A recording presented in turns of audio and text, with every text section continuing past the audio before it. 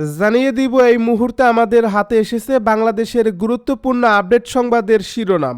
শুরুতেই থাকছে সংসদ নির্বাচনের তফসিল বৃহস্পতিবার। এবারে জানিয়ে দিব তফসিল ঘোষণার সময় নিয়ে আলোচনা চলছে বলছে ইসি সচিব।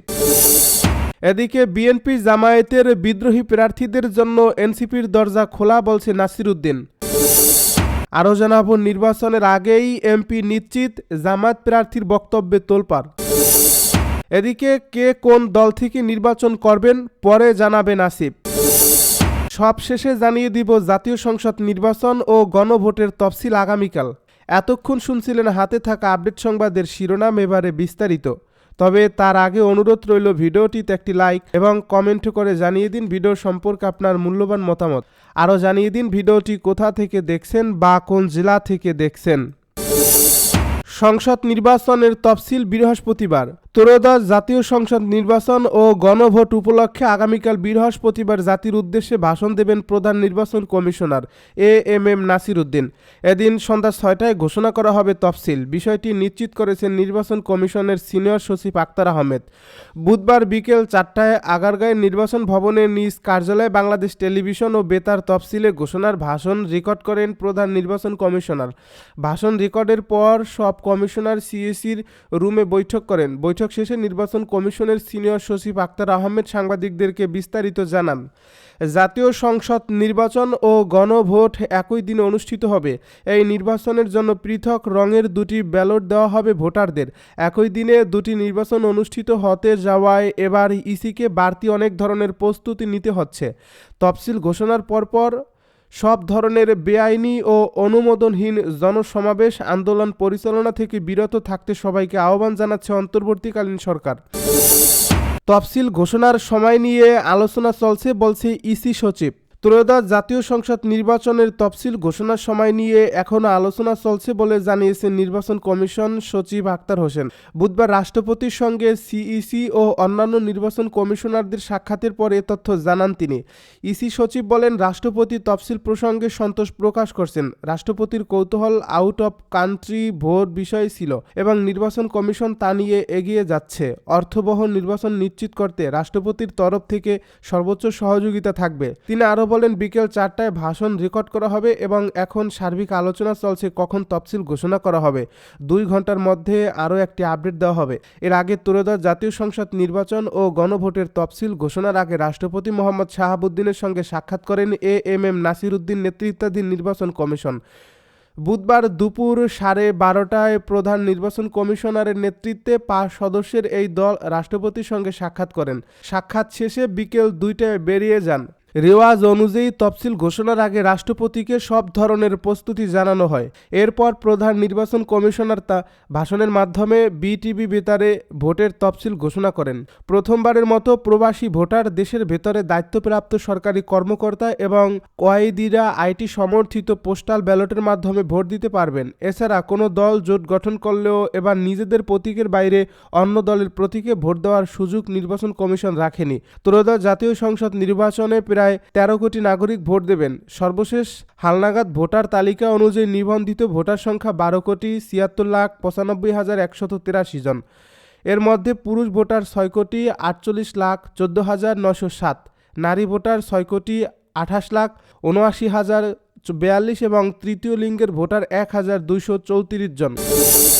বিএনপি জামায়াতের বিদ্রোহী প্রার্থীদের জন্য এনসিপির দরজা খোলা বলছে নাসির উদ্দিন। সোয়াশো আসনে প্রার্থী ঘোষণা করেছে জাতীয় নাগরিক পার্টি এনসিপি। ফাঁকা আসনগুলো দল, জোট এবং বিএনপি জামায়াতের আগ্রহী বিদ্রোহী প্রার্থীদের জন্য ফাঁকা রাখা হয়েছে।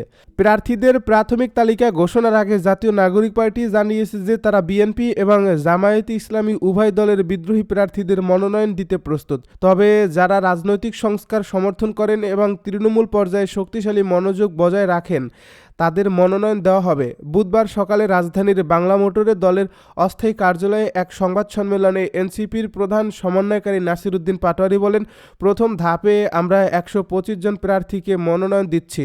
২ ছাত্র উপদেষ্টা আসিফ মাহমুদ ও মাহফুজ আহমেদের এনসিপির প্রার্থী হবে কিনা এই প্রশ্নের বিষয়ে তিনি বলেন, তারা এখনও পদত্যাগ করেনি। পদত্যাগ করলে এর উত্তর দেওয়া হবে। বিএনপি জামায়াতের বিদ্রোহীদের বিষয়ে নাসির উদ্দিন বলেন, দ্বিতীয় ধাপে বিএনপির যারা বিদ্রোহী কিন্তু সংস্কারের পক্ষে তাদেরকে মনোনয়ন দেবে।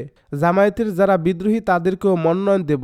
তাছাড়া যারা টাকার কাছে হেরে গেছে কিন্তু জনগণের সঙ্গে যোগাযোগ কানেকশন আছে, সংসদে প্রতিনিধিত্ব করতে চান, তাদের জন্য এনসিপির দরজা খোলা আছে বলেও জানিয়েছেন জাতীয় নাগরিক পার্টির মুখ্য সমন্বয়ক নাসিরউদ্দিন পাটোয়ারি। অন্য দলের বিদ্রোহীরা কতজন যোগাযোগ করছেন এমন প্রশ্নের জবাবে নাসিরউদ্দিন পাটোয়ারি বলেন, সংখ্যাটা এই মুহূর্তে বলতে পারছি না, তবে অনেকেই যোগাযোগ করছেন। দেখেন না, মাঠে আগুন জ্বলা বন্ধ হয়েছে, মনে যোগাযোগ শুরু করছে। নির্বাচনের আগেই এমপি নিশ্চিত, জামায়াত প্রার্থীর বক্তব্যে তোলপাড়। নির্বাচনের তফসিল ঘোষণার আগেই নিজেকে নিশ্চিত নির্বাচিত বলে দাবি করলেন কক্সবাজার ৩ আসনে বাংলাদেশ জামায়াতে ইসলামীর সমর্থিত সংসদ সদস্য প্রার্থী শহীদুল আলম বাহাদুর। সামাজিক যোগাযোগ মাধ্যমে ছড়িয়ে পড়া ১৯ সেকেন্ডের একটি ভিডিওতে তাকে বলতে শোনা যায়, এটি তো সিল মারা হয়ে গেছে, আমি এমপি হব, এ বিষয়ে কোনো সন্দেহ নেই ইনশাল্লাহ। মঙ্গলবার রাত থেকে ভিডিওটি ফেসবুকে ভাইরাল হয়ে যায়। রবিন খান নামের একটি প্রোফাইল থেকে ভিডিওটি পোস্ট করার পর মুহূর্তেই তা নানা মহলে আলোচনা সৃষ্টি করে। ফেসবুকে প্রশ্ন, এখন কক্সবাজারে এমপি কে হবে? ভিডিওতে দেখা যায় এক ব্যক্তি বাহাদুরকে প্রশ্ন করছেন, এখন কক্সবাজারের এমপি কে হবে, আপনার কি মনে হয়? প্রশ্নের জবাবে বাহাদুর এই বিতর্কিত মন্তব্য করে, কোন দল থেকে নির্বাচন করবেন পরে জানাবে নাসিব। অন্তর্বর্তী সরকারের উপদেষ্টা স্থানীয় সরকার উপদেষ্টা আসিফ মাহমুদ সজীব ভুঁইয়া জানিয়েছেন, ত্রয়োদশ জাতীয় সংসদ নির্বাচনে কোন আসন থেকে বা কোন দল থেকে নির্বাচন করবেন সেটা পরে জানাবেন। বুধবার বিকালে সচিবালয়ে ৭ নম্বর ভবনে স্থানীয় সরকার মন্ত্রণালয়ের সভাকক্ষে আয়োজিত সংবাদ সম্মেলনে তিনি এসব কথা বলেন। আসিফ মাহমুদ বলেন, আমি আগেও বলেছি, এখনও বলছি, নির্বাচন করব, তবে কোন আসন বা কোন দল থেকে করব সেটা পরে জানাবো। সরকারের দায়িত্বশীল সূত্র জানিয়েছে, মঙ্গলবার প্রধান উপদেষ্টা মুহম্মদ ইউনূসের সঙ্গে যমুনায় বৈঠক করেন জ্যেষ্ঠ কয়েকজন উপদেষ্টা। সাধারণত প্রতি মঙ্গলবার মধ্যাহ্নভোজের পাশাপাশি উপদেষ্টারা বৈঠকে মিলিত হন। এ বৈঠকে ২ উপদেষ্টার পদত্যাগের বিষয়টি ওঠে। সন্ধ্যায় সরকারের দায়িত্বশীল ব্যক্তিরা নিশ্চিত হন যে আসিফ মাহমুদ বুধবার পদত্যাগ করছেন। পদত্যাগের এই বিষয়টি নিয়ে উপদেষ্টা জানিয়েছেন, আমাদের পদত্যাগের বিষয়টি প্রধান উপদেষ্টার কার্যালয় থেকে জানানো হবে।